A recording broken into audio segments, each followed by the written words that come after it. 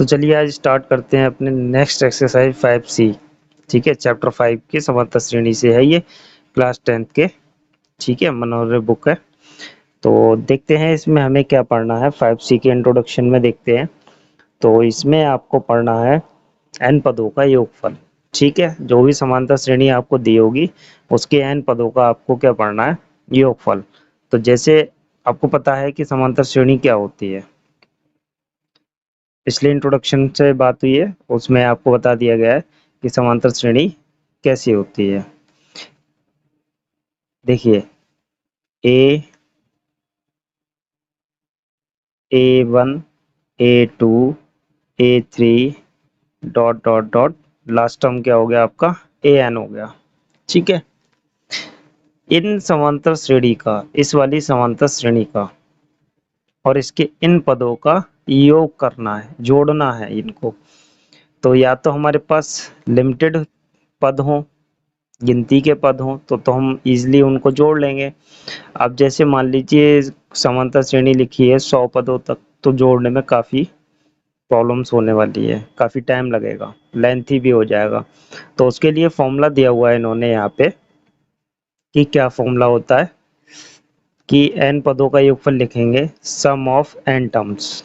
ये Sn क्या है, Sn, इस Sn को क्या पढ़ते हैं, S फॉर सम हो गया, सम ऑफ n क्या हो गया, n पद, जहां तक हमें योग करना है, जितने पदों तक योग करना है वो n हो गया। ठीक है, n टर्म्स,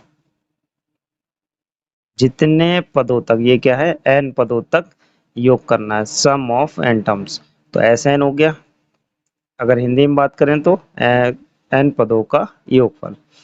तो Sn बराबर क्या फॉर्मूला होता है, n/2 n/2 2a plus n-1 into D.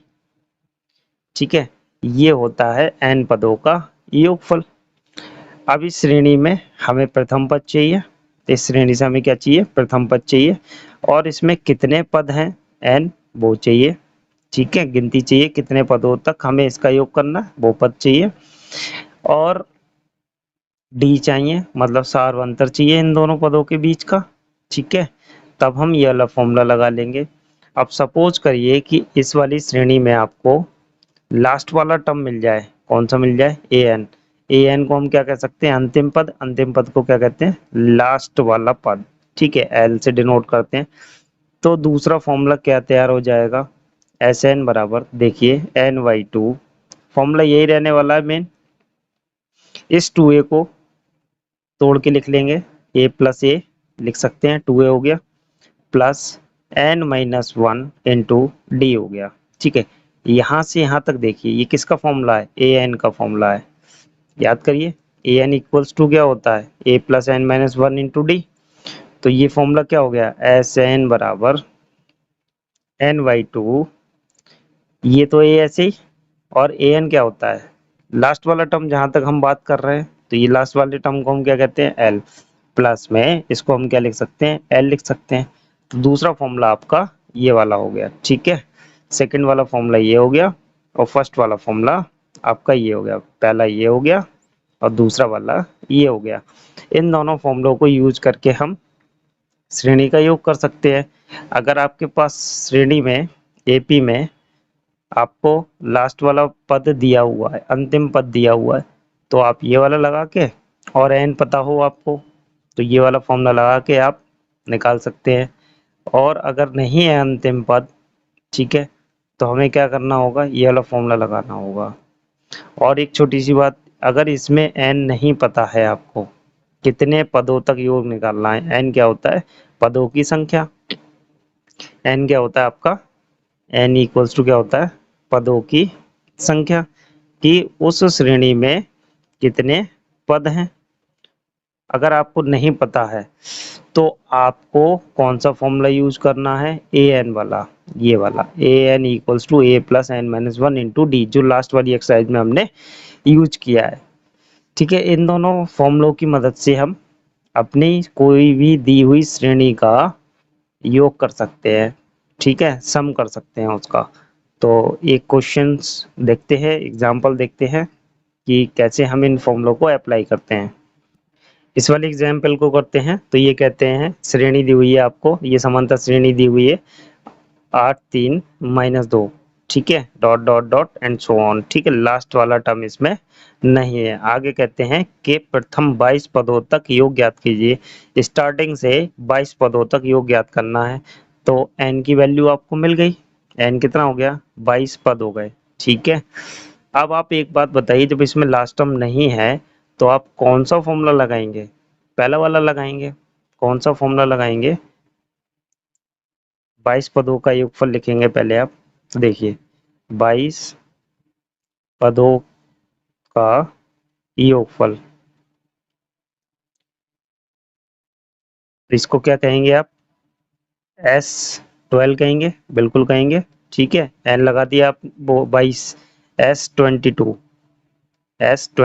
ठीक है ना। 22 पदों तक करना। क्या फॉर्मूला हो जाएगा? n/2 2a plus n-1 into D, यही फॉर्मूला लगाएंगे आप यहाँ पे, ठीक है। तो क्या क्या चाहिए आपको? देखो n मिल गया आपको 22, a चाहिए, a कितना हो गया ये लिखना होगा आपको। सारे पद आपको ऊपर डिफाइन करने होंगे। पहले 8 हो गया, फिर आपको देखो n भी मिला हुआ है, d चाहिए, तो d आप निकाल लेंगे। d कैसे आ जाएगा? 3 -8 करके कितना हो गया? -5, ठीक है। बस आप वैल्यू रख दीजिए इसमें, आपका क्वेश्चन सॉल्व हो जाएगा। देखते हैं कैसे वैल्यू रखना है। देखिए n कितना है आपके पास? 22 है, ठीक है। 22/2 हो गया। 2a कितना है? 8 है, प्लस n कितना है? 22 है, -1, d कितना है आपके पास में? -5 आया है, -5, ठीक है। सॉल्व कर लीजिए। इससे ये कट हो रहा तो कट कर दीजिए, 11, ठीक है, 11 आ गया। अंदर सॉल्व करिए पहले, 8 दूनी 16 हो गया, ठीक है। माइनस हो जाएगा क्योंकि प्लस माइनस माइनस आ जाएगा यहाँ पे, तो 11। यहाँ पे कितना बचेगा आपका? 21, ठीक है। कितना बचेगा? 21 बचेगा। 21 पंजे 105, कितना? 21 पंजे 105। अब 105 में से आप 16 माइनस कर लीजिए तो कितना बचेगा आपके पास में? 11 इंटू माइनस का 89, ठीक है, माइनस का 89 बचेगा। अब 11 से इसकी मल्टीप्लाई कर देंगे तो देखिए ध्यान से कितना आ जाएगा? माइनस में 979, ठीक है। कितना आ गया? 979। ये आपके 22 पदों का योगफल हो गया, ठीक है। इस तरीके से आप इस वाले क्वेश्चन में इस वाले फॉर्मूले को यूज करेंगे। अगर लास्ट वाला टर्म हमें दिया होता तो हम यूज करते a+l वाला फॉर्मूला, ठीक है, n/2 a+l वाला, ठीक। देखते हैं नेक्स्ट वाले क्वेश्चन को, देखते हैं एक और क्वेश्चन करते हैं। तो ये नेक्स्ट वाले एग्जाम्पल को देखते हैं। तो ये कहते हैं 0 से 100 के बीच की विषम संख्याओं का योग करिए। तो देखिए विषम संख्या कौन सी होती है? जो 2 से ना कटें, जिनमें 2 से भाग ना जाए, वो विषम संख्याएं होती हैं। तो 100, 0 और 100 के बीच में लेना है, ना तो 0 लेना है ना ही 100 लेना है। तो पहली विषम संख्या कौन सी हो जाएगी आपकी? 1 हो जाएगी। दूसरी कौन सी हो जाएगी? 3 हो जाएगी। फिर 5 हो जाएगी। ऐसे ही लास्ट तक चलता रहेगा, कहाँ तक? 100 तक जाएगा। 100 से पहले कौन सी विषम संख्या आती है? ध्यान से देखिए 99 आती है, ठीक है। इसमें आपको लास्ट वाला टर्म पता चल गया है, लास्ट वाला पद पता चल गया। आपको क्या नहीं पता इसमें? आपको n नहीं पता। क्या नहीं पता है? n की वैल्यू नहीं पता है, लेकिन लास्ट वाला टर्म पता है। क्या पता है आपको? ध्यान से देखिए, an बराबर 99 मिल गया आपको, और a मिल गया, क्या मिल गया? a मिल गया कितना? 1। d मिल गया आपको, d कितना हो गया? a2 माइनस a1, a2 कितना है? 3 - 1 दैट इज 2 हो गया, ठीक है।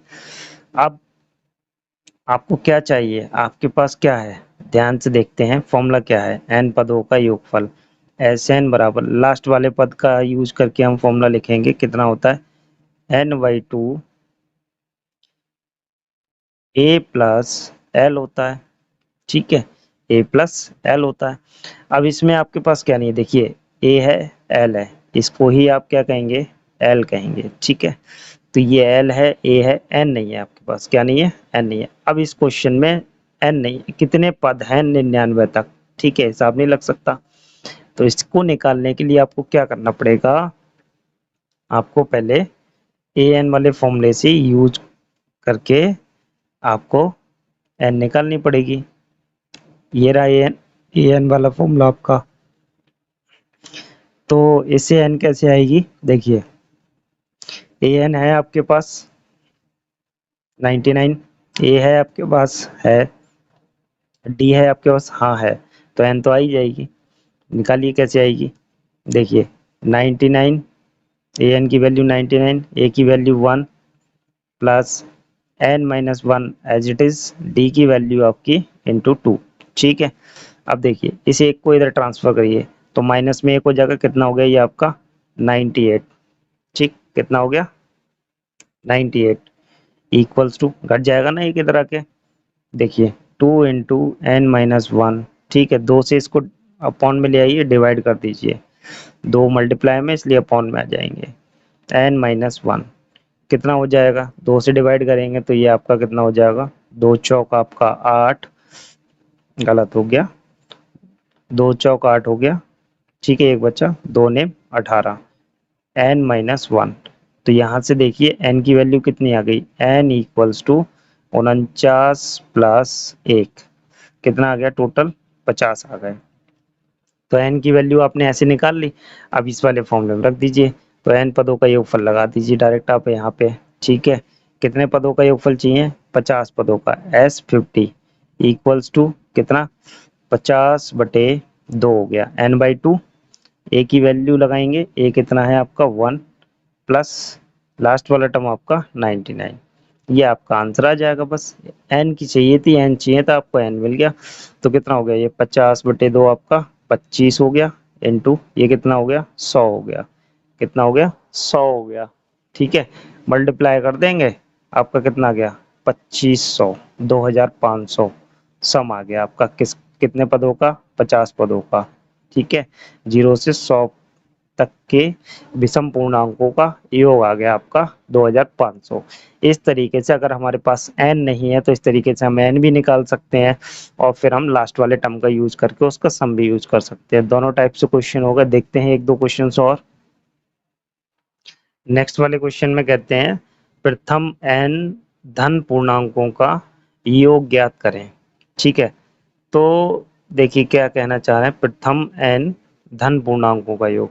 तो देखिए धन पूर्णांक कौन से हो गए, पॉजिटिव नंबर, पूर्णांक क्या होते हैं, पूरे वाले नंबर जो आपके क्या नहीं हो, भिन्न में नहीं हो, जैसे 2/5 हो गया या 3/7 हो गया, इस तरीके के नंबर ना हो, पूरे नंबर हो, पूर्णांक हो, ठीक है। वो भी पूर्णांक किसका हो, पॉजिटिव हो, ठीक है। कहाँ तक लेना है, एन तक लेना है।